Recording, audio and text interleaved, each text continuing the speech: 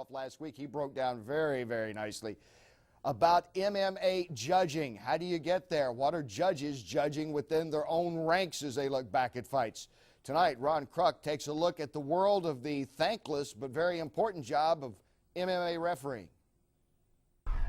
Touch him up. Yes, sir. Good luck.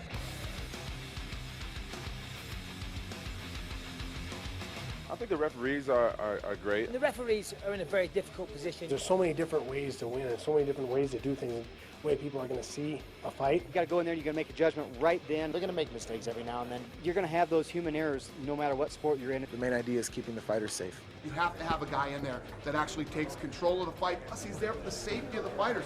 Lowe's knocks him down. Lowe's has knocked him out. Who doesn't love MMA referees Big John McCarthy or Herb Dean? That is, until they make a questionable call or stop a fight early, then everybody turns on them.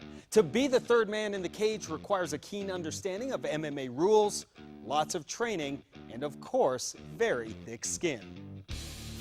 Touch gloves, go back, let's do this. Back when I started, it was really kind of the Wild West days. I saw some things I didn't like and felt I could do better. If you're going to officiate it, you should love the sport. You should understand the sport. That should come first.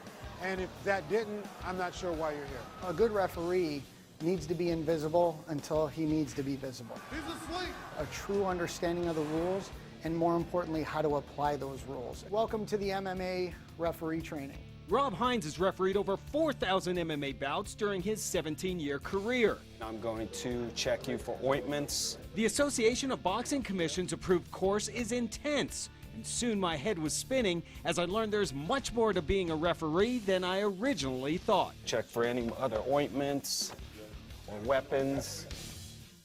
UFC referees Herb Dean and Josh Rosenthal also offer ABC certified courses. It's simple. In my training course, I make sure people understand the unified rules.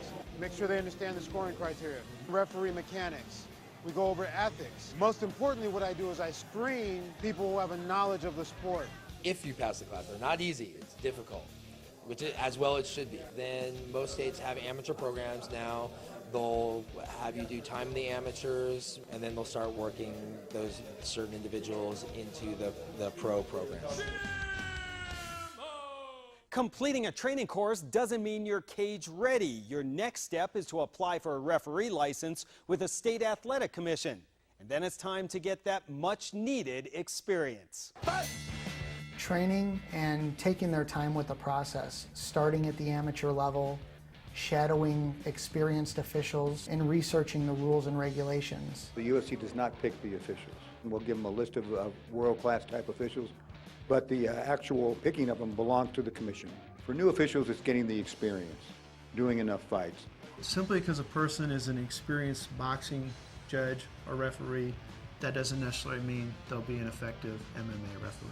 People ask me this all the time, well, how do you select officials? I can tell you the first thing I do is I want a guy who's not going to get me in trouble, because I don't want to be sitting in front of this camera here explaining to you why I let a guy get hurt because I had an inexperienced official. Mr. Ron Kruk. After a brutal written exam and hours of hands-on training, somehow I earned my certificate of completion. Coming to a cage near you.